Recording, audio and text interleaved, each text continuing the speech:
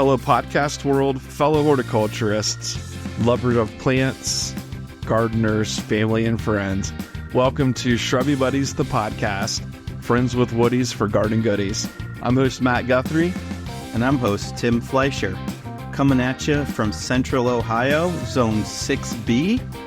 We're just a couple of public horticulturists and certified arborists with experience in education, landscape design, gardening, retail, and wholesale.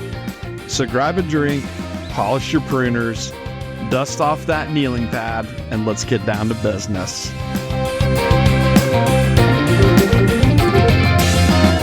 Hey, Shrubby Buddies, and welcome to this week's episode of Shrubby Buddies podcast. I am Matt Guthrie with Timothy D. Fleischer to my right.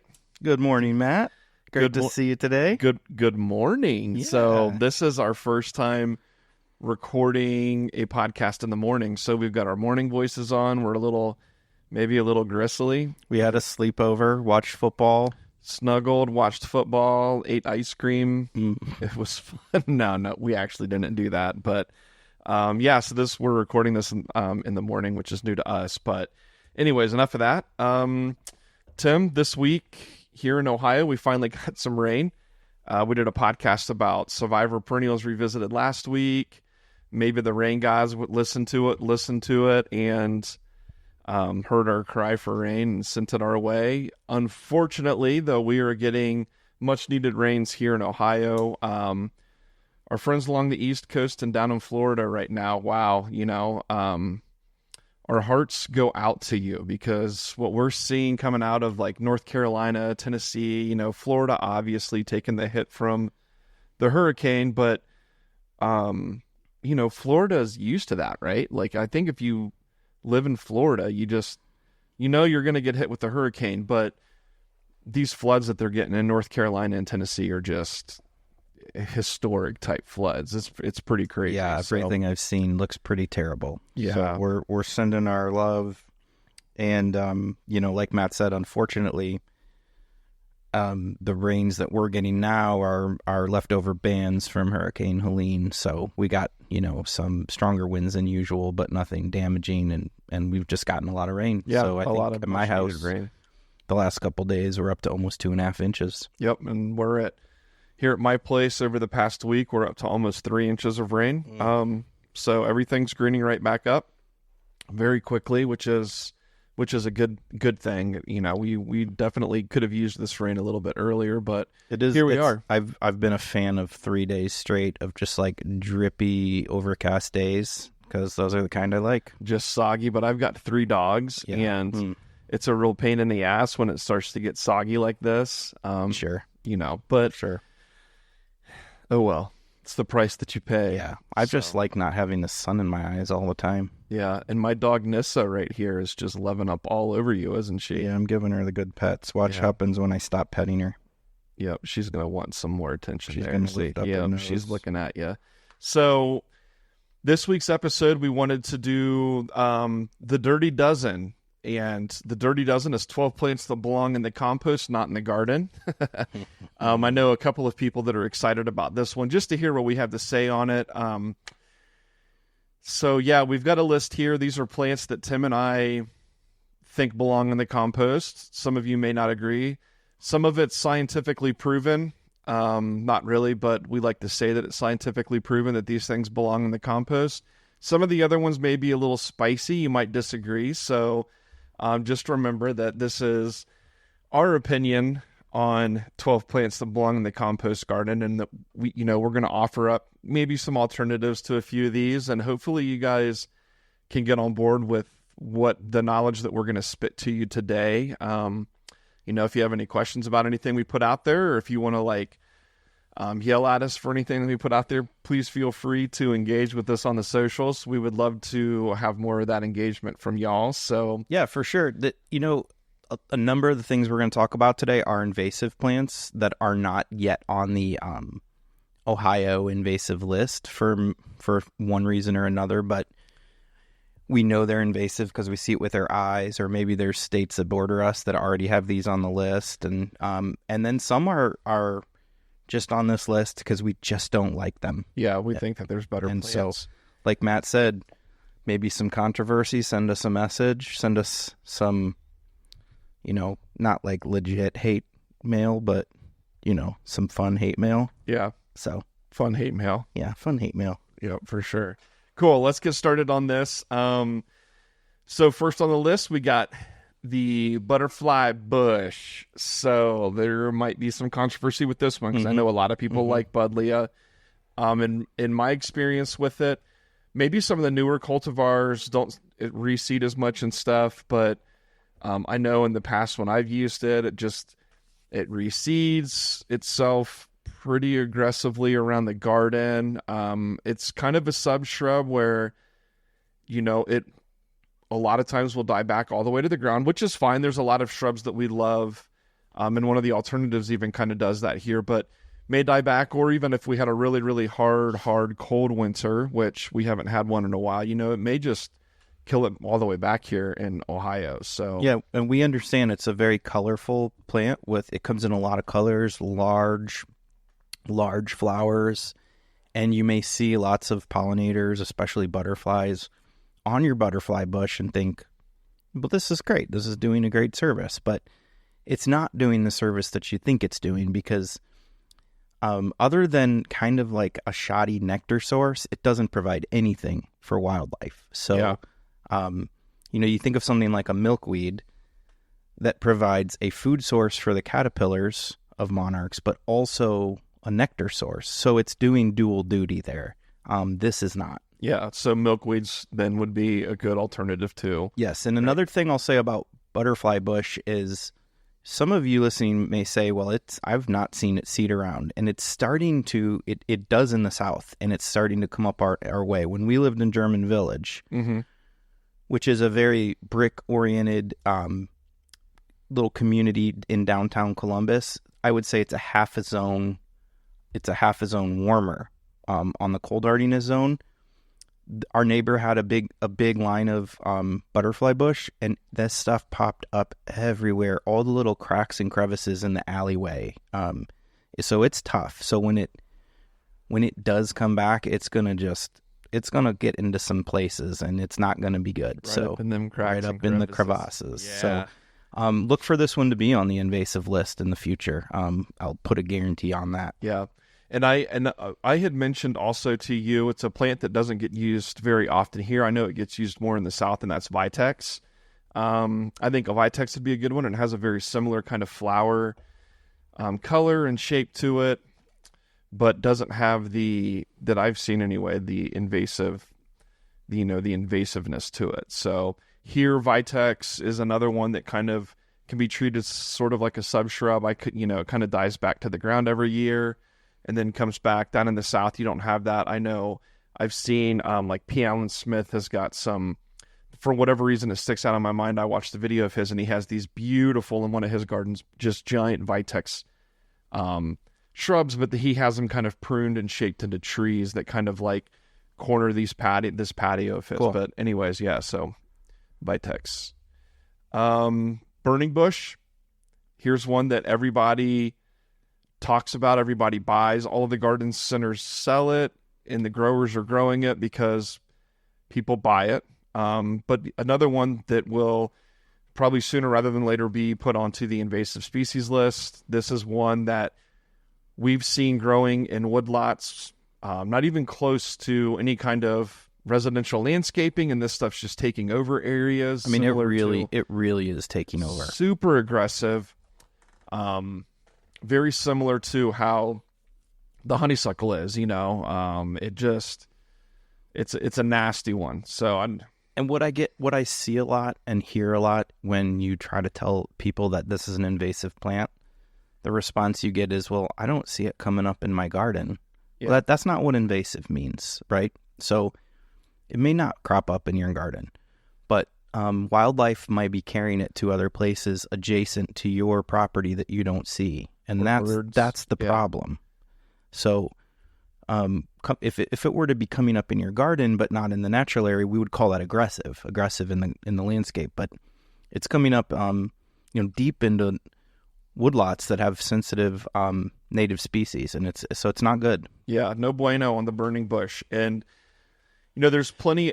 Most people plant it because of the fall color on it. It's other than the red fall color, like it's not really ornamentally doesn't really add much. It's just a green shrub that grows like a damn weed. Yeah, it's very dense. So like if you're trying to hide something, it does a good job at that. It screens good, but sure. But the bright red fall color, I'll be honest, it's tough to beat. And even some alternatives we're going to give you, they may not be exactly what you're looking for, but we have to be a little bit forward thinking about these things. Yeah. So some alternatives that we would recommend for like the burning bush. Make sure and write these down. So like your chokeberries, oriental spice bush, although that's not going to give you the red color, but it's still going to give you some pretty baller fall color. Oak leaf hydrangea, intermediate witch hazels, and then one that's not on here that I sell to people as a replacement for burning bush are just some of our viburnums, our native viburnums. There again, you can get some of these viburnums that just have arguably better fall color. Yeah, viburnum nudum is one that comes to my mind for a viburnum. Yeah, just brilliant red fall color. Yeah, viburnum nudum, viburnum dentatum, like the arrowwood viburnums, and these, like the arrowwood viburnums are going to give you that dense shrub, super hardy. Guess what? It's native.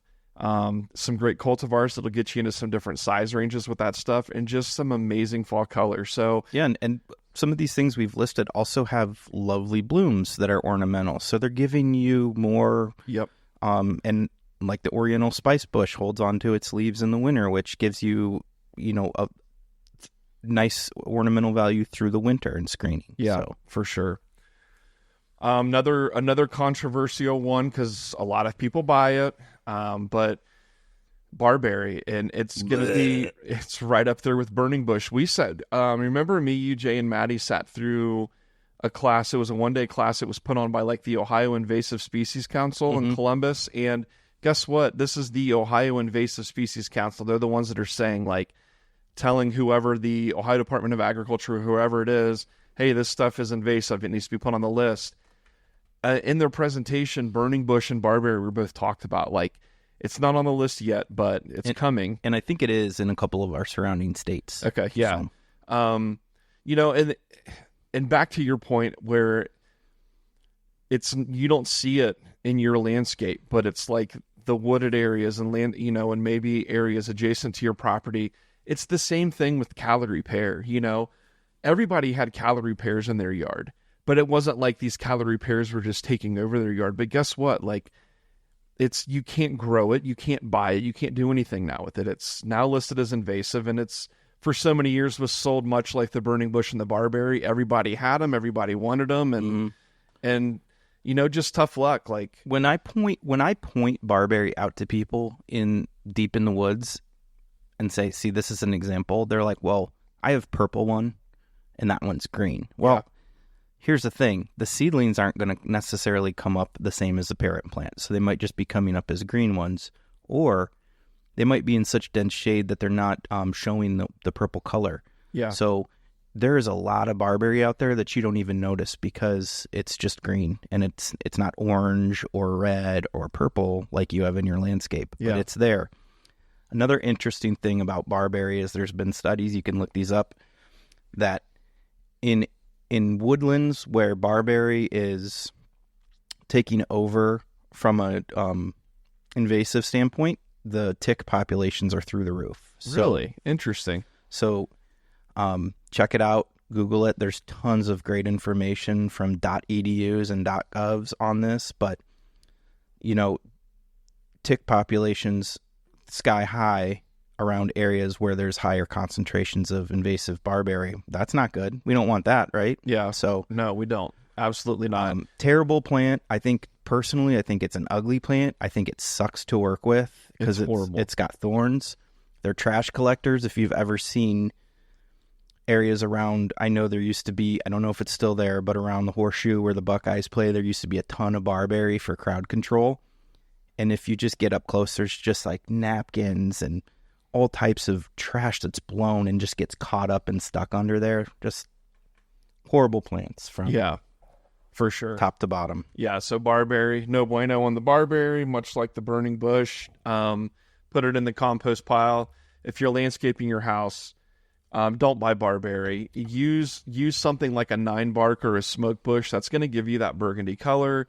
The 9-bark's going to come in a lot of different colors. And it's native. You're going to get different colors, different sizes with it. It just is a cleaner plant, better plant, not invasive. Smoke bush, same scenario. With the smoke bush, you're not going to get as much variety, and in the different color foliage, you're going to get like a green one and like a burgundy one. There are some nice dwarf forms, though. But there are some smaller dwarf forms that kind of check that box for something that doesn't get so big and out of control, like some of the old traditional smoke bushes would. So, so barberry, compost pile. Next up, lamb's ear. Yuck. In my opinion, yuck. I know that there's some landscapers out there that use it. You can't get rid of the shit once you plant it. It seems like it just grows it grows everywhere. I wouldn't call it an invasive species, but definitely it can be aggressive in the garden, but it just looks like a garbage plant, especially when it gets that yellow flower on it. So, yeah, I think it looks like shit for 99% of the season. The only time I give it a little bit of merit is when just before the flower buds open, so it sends up those spikes and they're fuzzy and it kind of looks nice. And then once that flower opens, trash.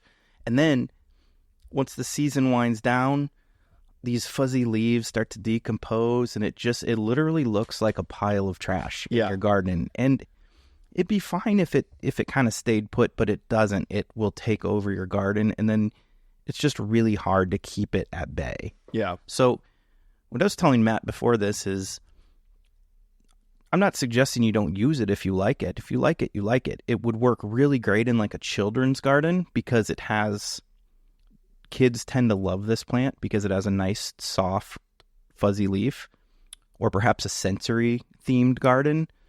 But in your border at your house, it's kind of just yuck.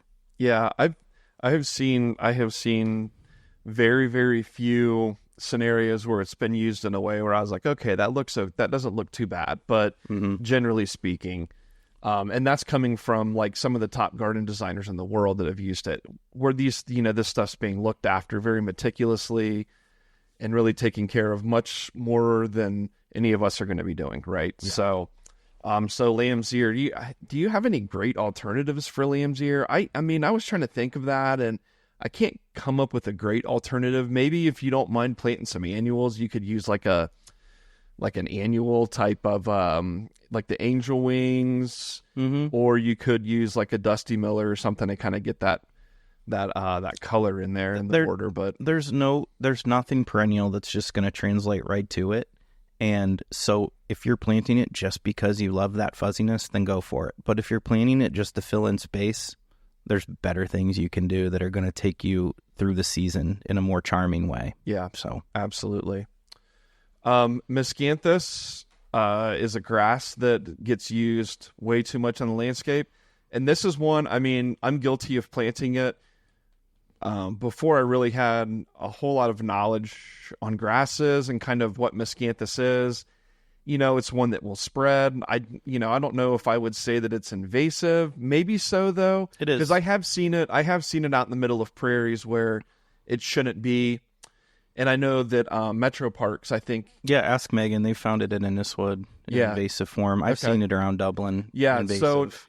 So I think Metro Parks, when they mow their prairies, they actually leave the Miscanthus standing, maybe for digging it out, I would imagine. Right, mow around it so you can identify it later and get it out of there. Exactly. So Miscanthus, but there's a whole list of things that you can use in lieu of Miscanthus.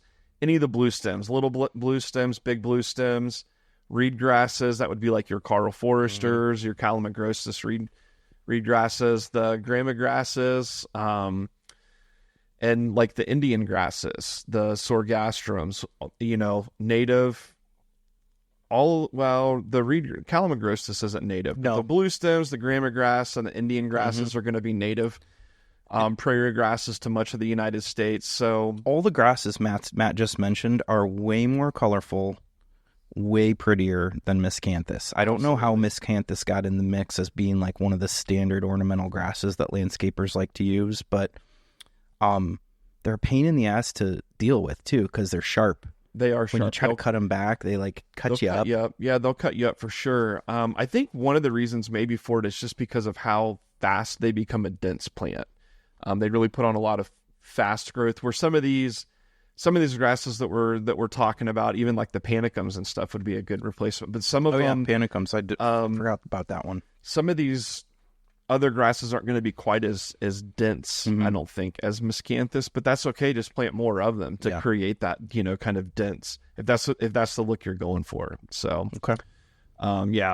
So that's one that we would think belongs in the compost pile, miscanthus. Yes, it does. Vinkavine, yuck.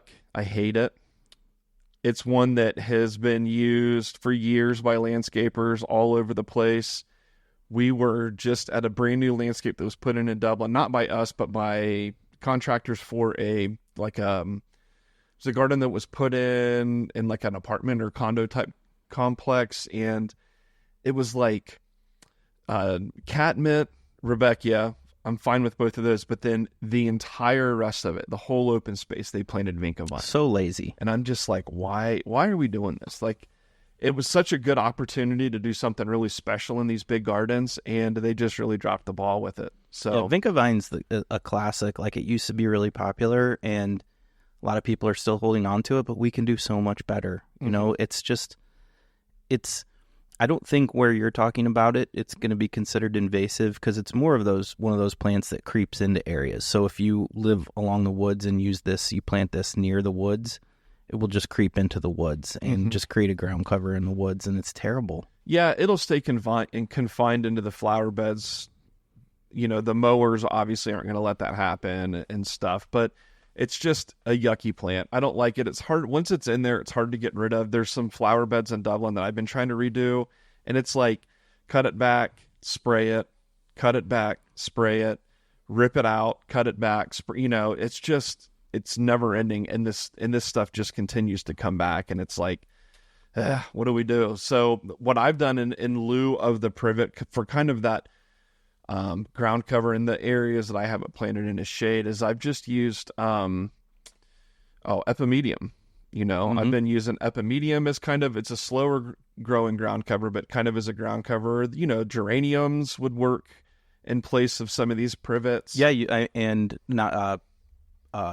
I'm sorry, the Vinkavines. Yeah, I was looking at it. Yeah, sorry about that. Dead nettles like Lamium or Lamiastrum are great alternatives for a good ground cover that's clean and colorful. Yep. So yeah, absolutely.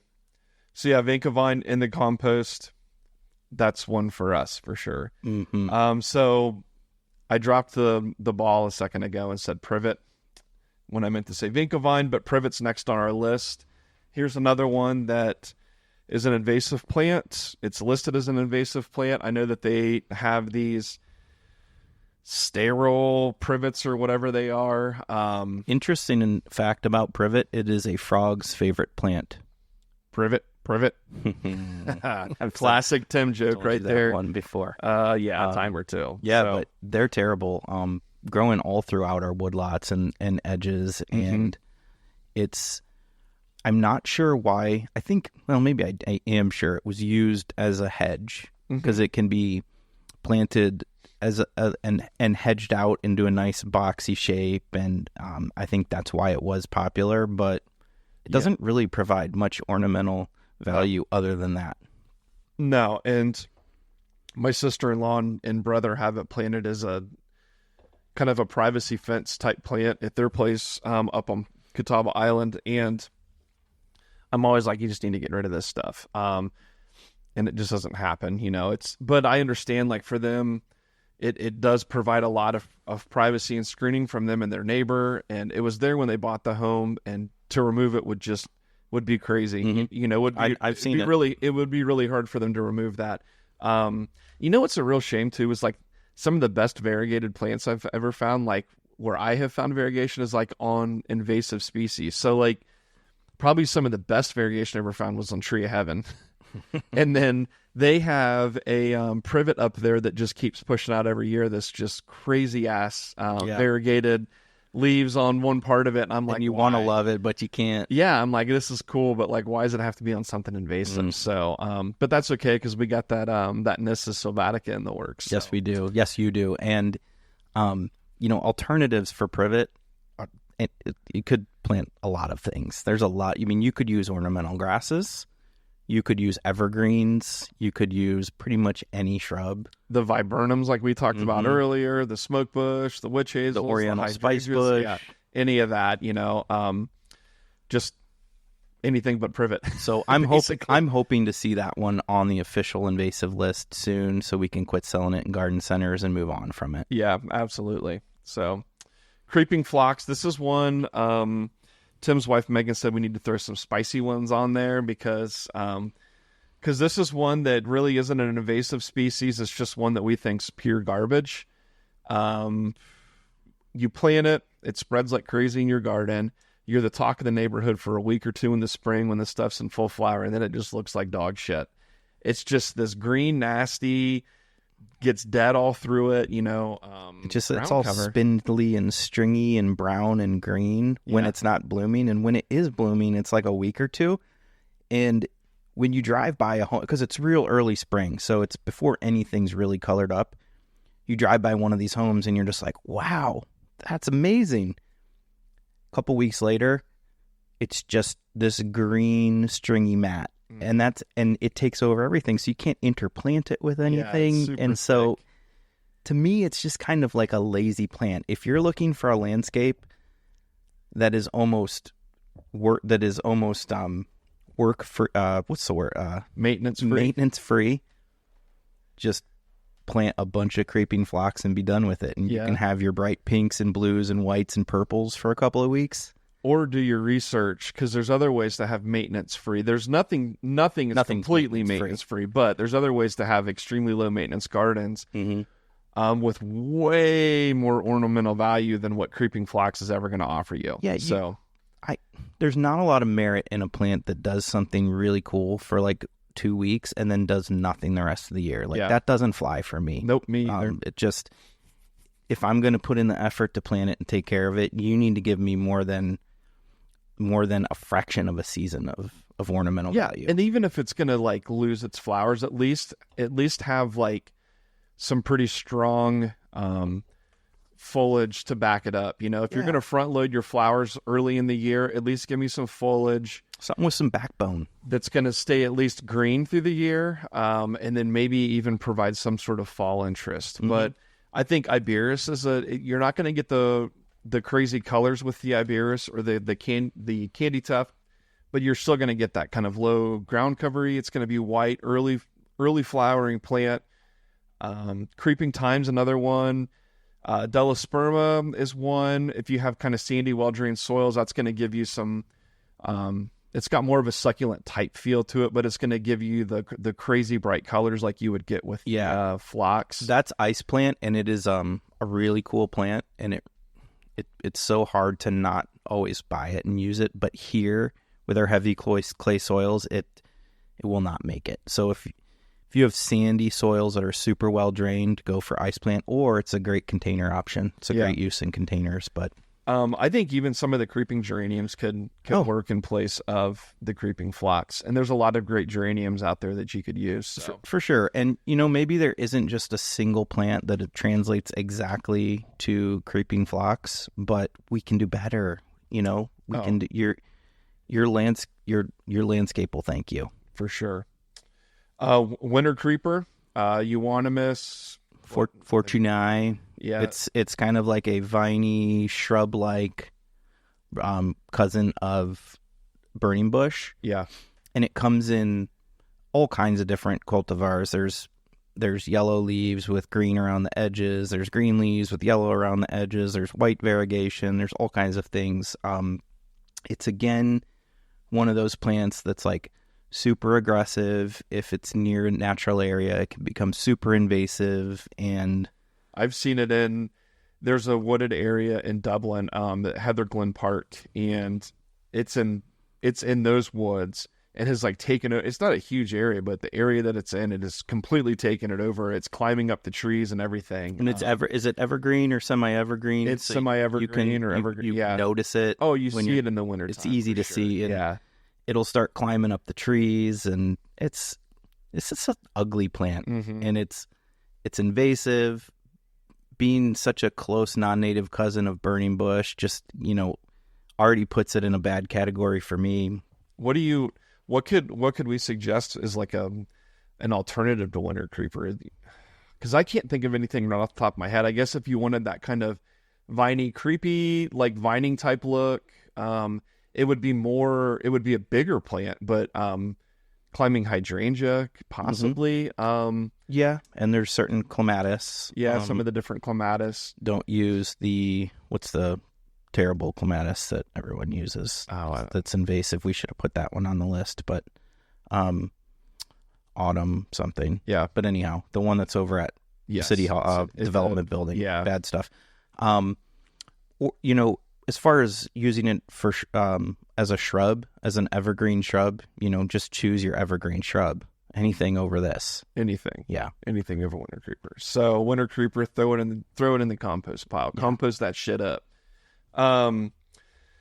Here's one that, again, it's not an invasive one. It's just one that we don't like. We don't use. If you use it, that's fine. We won't judge you too hard, but that's the Shasta daisies. Yeah, I think this one's going to cause the most stir from our listeners. It is, but it's just one that we don't like. It's one that's been used for years and is overused. And I know that there's some new cultivars coming out that have better flower color, probably longer flowering time. They have some now that are super short to the ground, and just not for me, man. I don't know. I've never actually planted that I can recall a Shasta daisy, but I have overseen and taken care of many gardens with an established population of Shasta daisy, and it sucks. Yeah. It's just, here's the thing about Shasta daisy, kind of like in the same vein as creeping phlox. When it's in full bloom, it does look really neat, but as soon as those flowers start to senesce, they just start to turn brown and ugly. And then the seed heads, there's no value to those, so you cut those off, and then that low growing basil foliage, in my opinion, is just dirty and ugly looking. Yeah. It just doesn't, apart from when it blooms, it has zero redeeming qualities, and then super aggressive in the garden. It is aggressive in the garden. It'll really form a community of itself really quick. Not in a nice way either. I have some things in my garden at home when I see it kind of reseed. I'm like, oh, that's cool. I'll dig up that little thing and put it over here. Like your I spidgies? kind of like it there. Yeah, like my spidgies or my pulsatilla. But this plant just has such a big footprint. It just kind of plows through stuff. And like Matt said, there may be some worthy cultivars out there if this is a plant you really like. And I understand, like, double flower with roughly petals, or ones that have a buttery yellow instead of the white. But the standard Shasta daisy is just one of those plants that there's so many better things to use. Like white echinacea. White echinaceas are great. They'll bloom a little bit later than the Shastas, but they're a native, and the blooms will last for weeks longer than a Shasta daisy bloom. Cultivars would include powwow white and white swan.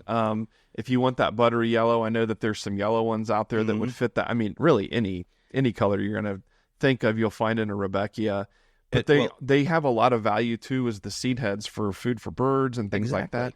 They will seed themselves around, but not so much that you can't take care of it. Like, you can let it seed itself out a little bit, and then once you kind of like where it's at, they're real easy to call out. It's not like it's seeding 1,000 plants in there, but just go in there in the spring when the echinacea foliage starts coming up and call out what you don't want. And I think that Rudbeckia, like some of the Rudbeckia hirtas, some of the smaller Rudbeckias, while bright yellow compared to the white, give you the same kind of growth habit where they grow outward and spread that way. But it's like echinacea, it's a native, and it's good for wildlife. The blooms last longer, much later blooms on these than the Shasta daisies, but the same flower shape, that ray flower. So, and that yellow is very pretty.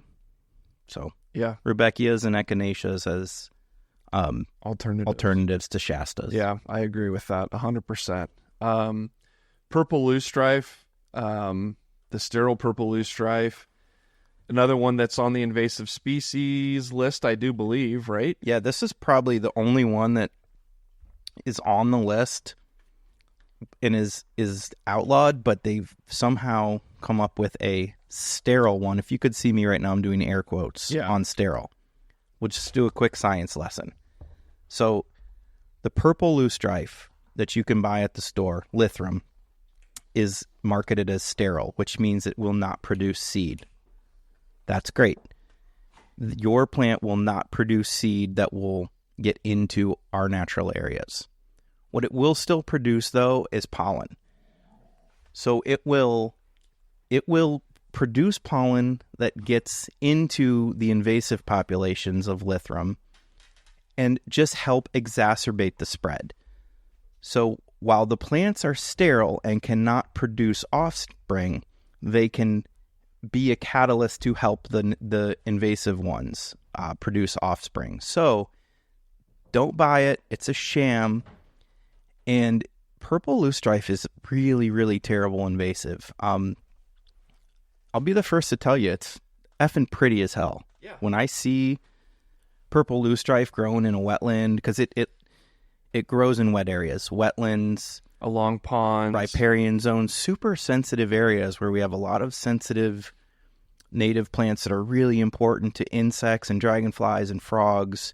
This stuff can take over. Mm-hmm. And like I said, super pretty, but super bad. So rip it out. This is one I'm really passionate about. Rip it out, get rid of it, quit buying it, and hopefully that sterile one can get off the market soon, because we should have learned our lesson from the pears, because the Cleveland Select and the Bradford, those were all supposed to be sterile, and perhaps they were, but they eventually bred with the ones that weren't sterile, and then we've just ended up with a huge mess. Hey, I watched Jurassic Park yesterday, and you know what?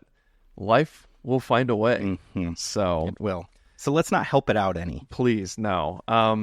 Yeah, I don't like loosestrife. You see it a lot, too, along rivers and things, because it just carries that seed and disperses it all along the river banks and stream banks, and it's a nasty one for sure. If you're out walking, doing a nature hike or something, and you see it, rip it out, rip it out of the ground, hang it upside down in a tree or something, and let that thing just die. But some pink salvias or liatris, the blazing stars, things like that, the gay feathers, they're all going to be kind of good alternatives to the purple loosestrife. I think pink salvia is a good start, but then blazing star is going to be more like the loosestrife with these tall spikes of that nice bright magenta. Verona castrum, Culver's root. Yeah, that would be a really good one too. Those absolutely tall spikes, and they're coming out with cultivars now that the native is white, but they're coming out with cultivars now that have the pink flowers and things on them. So the landscape doesn't need purple loosestrife. It just doesn't. We can just, there's so many things you can plant that are going to take its place for sure. And then last but not least on the Dirty Dozen here, plants that belong in the compost is ajuga.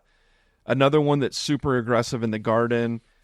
Common name, bugleweed. Yeah, bugleweed. It's a ground cover that's used in the shade. You can get in all different colors of foliage and variegations. Typically has a purple flower on it. Chocolate chip. Yeah, and you plant it, and it's fine for a year or two, and then it just starts to take stuff over. And the last house I was in, someone had it around a Colorado blue spruce tree that they had removed, and it had creeped out into the yard. And I would say a quarter of my front yard was ajuga, and I tried everything I could to kill it out of the grass. I tried, 2,4-D, all of this stuff.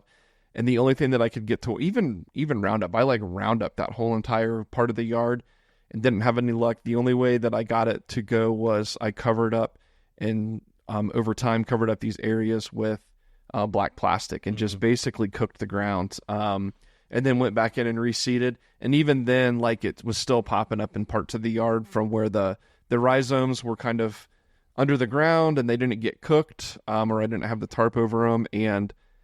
And it just, yuck. Yeah, this is another plant I've never planted, and it's never even before I realized how aggressive it was, I never just took much interest in it. Just doesn't do it for me. Yeah, so we at the Dutch Mill, Reagan planted some, but in a really neat way. So there's like a pergola like thing that kind of wraps around and creates shade across the front of the the building, and then wraps around into our perennial area. And the posts that are set into the ground, they're surrounded by concrete, except for maybe like a 10 to 12 inch wide gravelly area around the posts. So it's like post, gravel, concrete, right? Mm-hmm. And she planted around those posts, she planted some little quarts of ajuga, and they filled in these little gravelly areas. And I don't know, I think it was a cool idea, a good way to use it, but guess what? It's surrounded by a crap ton of concrete, so it's not going anywhere. But like, don't use it in your garden. Yeah. So I think you see it and you're like, well, that'll make a great ground cover. It's easy to take care of. And then eventually it will make a great ground cover. It'll cover your grass. It'll take over your whole garden. So perhaps some dead nettles, some lamiums or lamiastrums can give you those same types of different foliage colors with variegations and different flowers. I noticed there's some yellow ones and some purple ones, dead nettles, that can, take the place of those blue, purple ajuga blooms. Yeah, even like when we talked about earlier, like some of the geranium ground covers would work well in lieu of the ajuga or epimedium. Typically ajuga is getting planted as like more of a shade type ground cover. Yeah. So yeah, and a lot of those geraniums, there's geraniums out there that do just fine in the shade, and the epimedium does great in the shade. So like geranium biacovo or something. Yeah, something like that. And even some of the ones with the chocolatey colored foliage now. So, so that kind of does it for the Dirty Dozen. We're gonna follow this up, probably not next week, but with an episode in the near future that will be the Formidable 15, and that's going to be the 15 plants that you need to have in your garden. Kind of like the antithesis to this list. So, but and there's more than this. There's more plants we don't like that didn't make the list. So I'm sure in the future you'll kind of get to know what plants we really hate. And we left off anything that's already on the banned invasive list, but these are all things that you can still buy at the store. Yep. So maybe you'll think twice about some of that. Yeah. And if you didn't get a chance to write this stuff down and you want a list of this stuff with some of the alternatives, just, reach out to us and let us know, and we'll be sure to get this list over to you guys. So when you go to the garden center, or if you're looking at a future landscape and you have some landscape plans, maybe some of these plants made it onto your landscape plan and you want to kind of investigate some alternatives too. Especially the ones that we talked about as being invasive. Just reach out to us, because we would be glad to share with you any information we can on making sure you don't get these garbage plants into your home landscape. But so that does it for this week's Dirty Dozen. Tim, you got anything you want to add? No, put this shit in the compost. Yeah, for sure. Turn it into some dirt you can use to plant some of these better plants. Rubbish. So that does it for this week. Thanks for listening. I hope you enjoyed. Until next time. Yeah, go Browns, Matt. Go Browns. Buckeyes won yesterday. All right.